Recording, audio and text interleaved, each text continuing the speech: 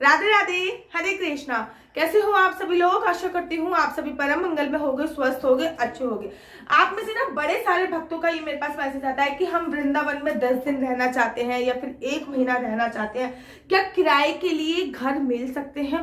तो देखिए, वृंदावन में किराए के लिए घर मिल सकते हैं, लेकिन आपको मेहनत करनी होती है। इस वीडियो में मैं आपको बताऊंगी कि आप कहीं पे कितनी जगह तक रह सकते हैं, कितने रुपए किराया होता है और आप कितने दिन तक रह सकते हो। तो देखिए, सबसे पहले तो होटल की सुविधा होती है, यहाँ पे आप कितने भी दिनों तक रह सकते हो, लेकिन जो होटल होता है वो बहुत कॉस्टली पड़ जाता है।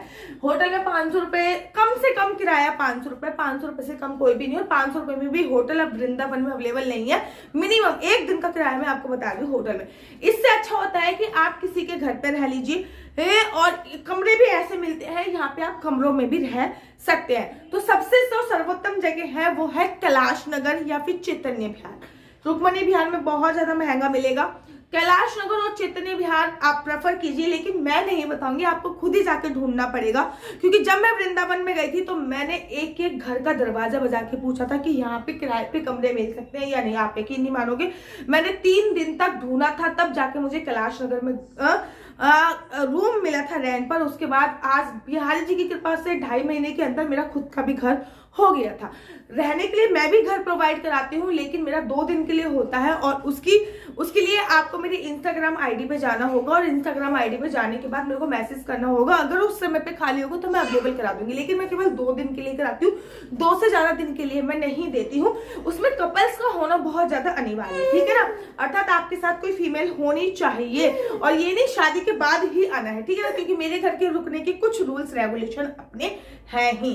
अब श्रीधाम वृंदावन में जो रूम रेंट पे उपलब्ध कराया जाता है, देखो मेरे टाइम पे जो मैंने लिया था वो 3,500 रुपए में लिया था। उसमें अटैच लैट्रिन बाथरूम थी और किचन थी, अटैच लैट्रिन बाथरूम और किचन थी। लेकिन अब थोड़ा सा रेट बढ़ गया है। लेकिन हाँ, अगर जो कॉमन वॉशरूम वगैरह होते हैं और आपको वेस्टर्न टॉयलेट की जरूरत नहीं होती है, तो आपको अभी भी 2,500 से 3,000 रुपए में रूम मिल जाता है वृंदावन में, कैलाश नगर में, चैतन्य विहार में, ठीक है ना, पुराने वृंदावन में। यहाँ से बिहारी जी का जो मंदिर है वो 2 किलोमीटर है।